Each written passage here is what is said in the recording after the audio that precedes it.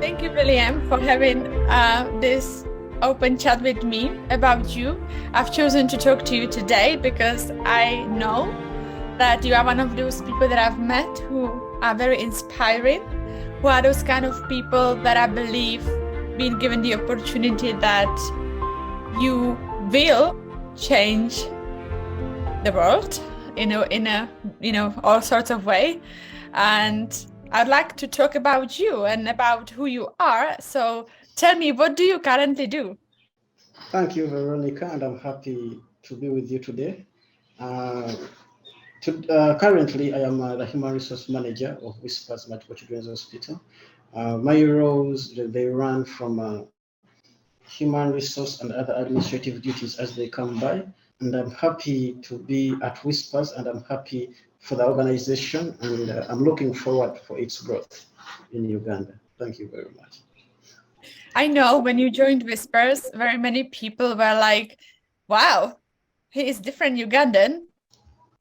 And I know you have challenged and you keep challenging a lot of people that you work with, even outside of Whispers. So tell me, let us go back to your childhood. How was your childhood?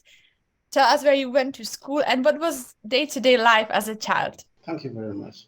Basically, I was born in Mengo, and I grew up in Kamocha. Now it was me, my young sister, and my mother, the three of us staying together. Where the challenge comes from is that all my brothers were older, but they were not working.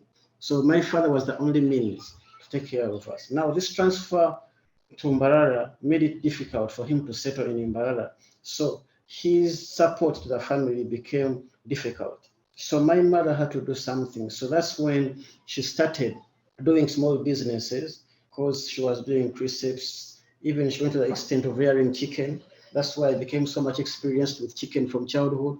She did all sorts of business, and we were young. We didn't know what we were doing. She would just come and call you and tell you, "Can you peel for me these potatoes?" So my childhood, that's why it was that we became dependent on our mother for everything.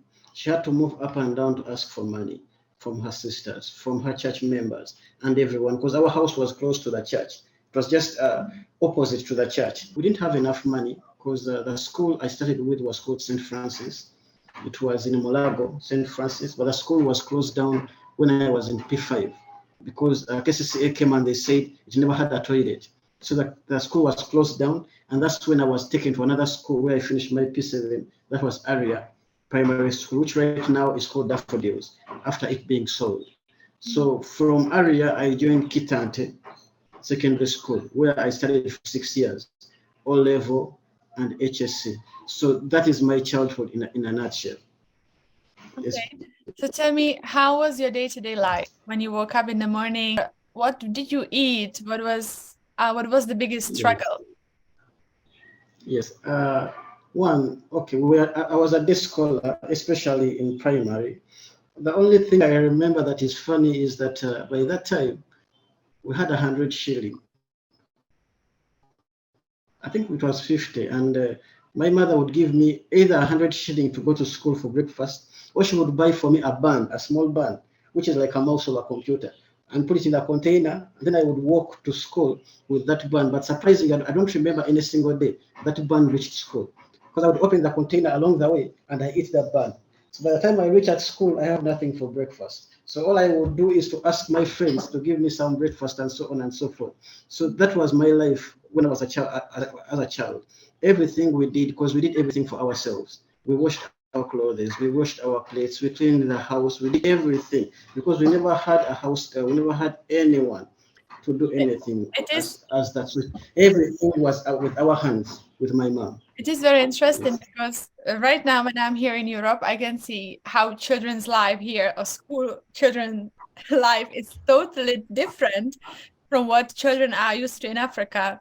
There is no way that Yeah. children are washing for themselves, for example. And I know in Africa it's something very normal and very common. And it's hard to imagine when the kids come from school and then they have all this homework they have to do, then to start hand washing clothes, not only like from the water that you have to pick from outside in the whale, yes, and carry it. So Tell me, what was the biggest challenge that you had to overcome? You remember overcoming as a child? Because we had so many groups of young men who were living around the area who would pick us from class. You walk a distance, you go to a cinema hall. All they ask you is to clean the cinema hall. Once you clean it, you watch movies for free the whole day. So that was also a very big challenge in my childhood that I was supposed to overcome. That's what I look at. That when I overcame that, I think I was able to concentrate on myself and also education to be able to move forward. Why do you think it was a Yes. challenge to, why do you think it was a challenge to look at the Chinese movies? In those cinema halls, you would find drug addicts, smokers would be there. All characters of wrong people sat in those cinema halls. So you come as children to come and watch movies, but at the end, you end up becoming smokers. You start taking drugs. You start doing silly things, going every nightclub around, and that's one of the reasons why most of my colleagues never made it because of that lifestyle. So you would find an alternative for school. Instead of going to school, they would go to cinema halls, they start drinking, they'll start clubbing and everything, and they'll never treasure education anymore. Yes. Okay, so tell me, what did you dream about, like when you were a child? What was your biggest dream? Yes.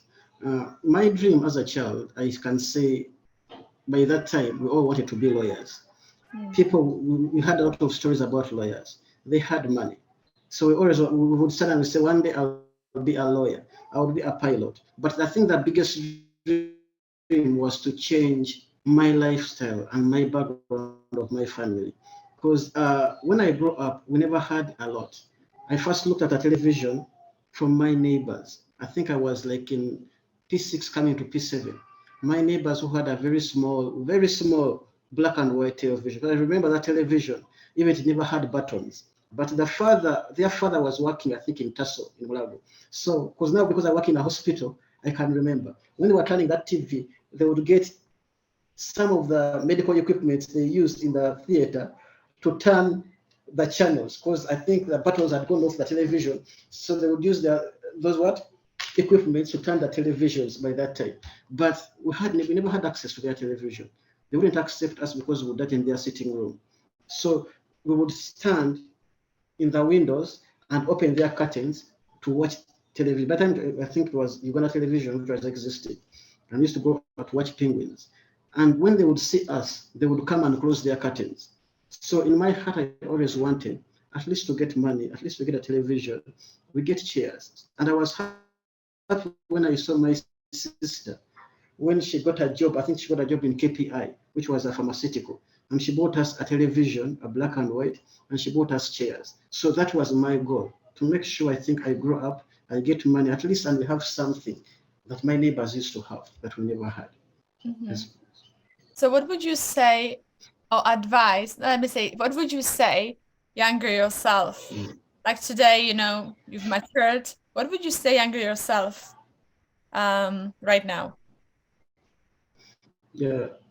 Basically, what I would tell to the young people is that something we never understand is that life is not all about you as an individual, because we move in this world in the picture of our Creator. And the picture of our Creator is not about me or you, but every one of us. So, whatever we do in our life, let's make sure we look at the future and we look at the people who are around us. Once we stop looking at ourselves, we will be able to grow. But the challenge is coming that many times when young people are growing, whatever they are dreaming about is about themselves. Me having a good house, me having a car, me having this. So when they start growing up and they don't see these things coming to them, they start losing hope in life because their focus was about them. If he was struggling to have a beautiful car and he doesn't get one, his life is done. So I treasure the young kids and the young boys who can stand and do the jobs people undermine. They go and stand on the roadside and they sell chapatis. They go and they do this, all those dirty jobs, because that's the wrong age. When a child is 15 years, a child is 16 years, they don't want to be seen when they are dirty. That's the age when they start following up on girls and everything. So they start undermining certain kinds of jobs because they want to be seen as if they have. But if they get that mindset that everything is worked for, they will be able to succeed in life. So let me ask you, what do you think you are doing right as a working individual right now? What is the right thing? And I know it's not the most easiest thing, but what do you think you're doing right? What I believe I am doing right is that in my experience, I've realized, as I told you before, that it's not all about me. Whatever will become me is done now. And what will be spoke about me is not what I've done for myself, but what I have done for others. And that's why I love my position. Because in my position, you get a chance to meet each and every individual. They come in different directions, they come with different issues. So when you help them streamline their future, because I'm not a young man, whatever I've passed through, I don't believe my next neighbor is going to pass through the same. But when I sell my experience to such people, it helps them to overcome some of the mistakes I made, because I made so many mistakes to be who I am. So that's what I believe I am doing right. When I get a young man and I tell him the truth, that you know what you're doing, I've passed through it. Don't go through this. This is what you're supposed to do. And he takes what I have said and he succeeds. I believe I have made a success of myself. Not that because I've bought a good car, but if I'm able to speak to someone to overcome something I made a mistake through, then I have made a success. And I think that's the kind of life I want to walk from now on. Perfect. So what do you think you are doing to change the world? Yes, what I'm doing to change the world is living the life I want the world to be. You can't want the world to be something you don't live. You can't hate thieves when you're stealing. So that's what I'm trying to be. I'm trying my level best to be the character of a person I would prefer the world to have. That's why I try my level best to be honest, to say the truth all the time. I try my level best to work hard, whether in presence of my supervisors or not my supervisors. I try my level best because that's the kind of life I want. I would want to be home, and I believe the person I have left somewhere is doing the right thing. So that's the kind of life I want. Not only for us, but it goes beyond, because as we grow, we get more bigger positions. But if we live a different life than we are supposed to live, it means we will make wrong presidents. We will have wrong religious leaders who come and they tell you something different when they are doing something different. And when you do such things, you embarrass so many people because so many people believe in you.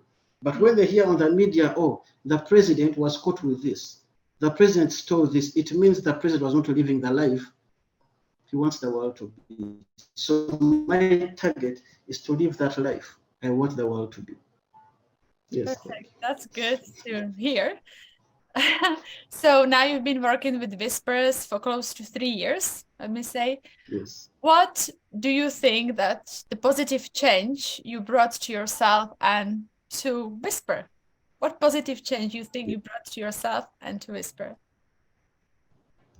I believe the positive change I've brought to Whispers is myself, and the positive change I've got from Whispers is Whispers itself, because we are two different directions.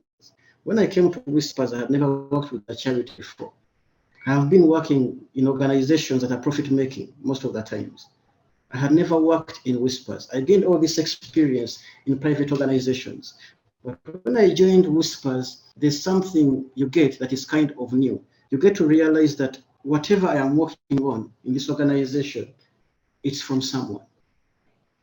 It's not a profit, whereby a profit can be got either in good faith or even on cheating. You can just decide that, you know what, our sales are too low. Let's just hike the price of rice. And you make a very big profit out of that at the expense of the consumer. But when you come into a charity organization, it's all different. You're working for goodwill. You're working for generous people, whereby everything you stand on is from someone's sweat. There's someone doing this so that you can get a salary. And that's the new positivity I got in my life, that you can work, but when there's a sacrifice being taken. And our life is a sacrifice. There are people who sacrifice for the others, even unknowingly. It's like when you pay tax to the government, you're unknowingly sacrificing for someone who doesn't know that the road they're walking on, it was your salary. So that's the charity hospital we are dealing with. It's the charity life I'm working in right now. And that's the positive that I have learned. It's not about me. There's someone there who's earning money, says every single month, Whispers, I have to send them 10% of my salary. And I believe when I leave Whispers, I would love to see that. Even myself, I would prefer Ugandans to have that character. That when I leave, that when we work, at least let's give to the others. And that's the positivity I have learned. Yes, I can be educated, I can have a lot of money, but when you don't learn to share with others what you have, you can't succeed because others can never have access. They are not educated, they don't go to markets, they are in villages. So unless you're able to give out to others, that's positivity that I think I've got from Whispers. And I think Whispers, what they have got, when I got to know who they are and what they do, I do my work happily. I'm able to do whatever I can. Whatever I have to make sure I do it very well. When I do my work, I have to make sure, even if my document is taken to another person, when they look at it, they can see the person who did this work really loved what they are doing. So that's what I look at. When I leave Whispers, whoever comes to check on what I did, they will say this was a good employee for Whispers. That's what I want. Thank you very much. That is an amazing answer. And I was going to ask you, what do you think young Ugandans and young people in general need to apply in their lives to live a purposeful life? Yes, what I would say is way surprising. One, it's God. That's the truth. So the first thing they need to do is that, because I have never read a godly book that says you steal, you hate, you kill. So if they believe in God, it's the first step. Secondly, they need to have love for themselves and the people around them. Because before you love, you're supposed to love yourself.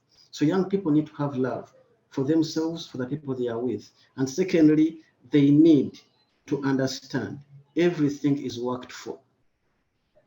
Doesn't matter what kind of family you grew up from, whether it was rich family, whatever you found there was worked for. So even you should be someone who can work for something. So all young men need to start learning that whatever they work on, even if it's the streets of the United States, which are cleaned every single day, everything was worked for many years ago. But at least in the next young men, let them stop abusing jobs. Let them start working and working very well. Let them try to save. Let them build themselves and the nation, and let them spread the love to everyone. Let's love each other. Doesn't matter who we are. But we hate and we move with hate every day. We move with hate. We undermine ourselves with the height, undermine ourselves with the size, with the color. We don't know even what we are fighting for at the end, but we are all the same. So that's what the only advice I can give to young men right now. Okay, and finally, do you think you do your part in changing the world? And do you think everyone has the opportunity to do the same? I believe I'm doing my part, and I believe in the next few years, I'll have a stronger impact than what I have before right now. Because as I have grown, I believe I'm going to do more to make sure I change the world. We all have opportunities. We all don't need to be having good organizations or having a lot of money to make an impact. You start with what you have next to you. I see people sometimes I go somewhere and they're collecting shoes. That we are selling these shoes to Karamoja because Karamoja doesn't have shoes that, yes, it's a shoe. So you can start with what you have. It can be even 10,000. We always ask people to donate to Whispers, even 1,000, even 2,000. Why? It starts with a single penny. So everyone has an impact at the level they are on. You don't need to wait until, because we have a saying in our language, someone who says, I'll go and see my mom very soon, might die without going to see her. Because you're always making promises. So action is supposed to be taken immediately. When you have 10,000, you have 1,000, do something about it. Put it in a box. When you move into a bank, even if it's a coin, put it in the donation box. That's how we can make an impact. But if we are waiting to get money like the Bill Gates to change the world, not all of us can. And I believe there's only one Bill Gates in the world. So let's start from now with what we have and we change the world. Thanks, William. I think you are so amazing. Like whatever you said today has made my day. I'm happy to have you at Whispers. You are the real example and role model to so many people, even to me. And I'm sure even to the people that I'm working with. So that's why I wanted to have this conversation with you so they can get to see that there are some amazing people in Uganda that we are privileged to work with and be with. So thank you very much, William. I think it was great. So is there anything final you'd like to say? No, I want to thank you a lot because I think you're also amazing. Because it's amazing people attract amazing people. I've never seen it anywhere, a wrong person to attract a good person. It's rare. And when it happens, then it doesn't last. But you're also amazing. And my prayer is that God to keep us strong so that we can be able to impact the world even more in the future. So I thank you very much. Thank you.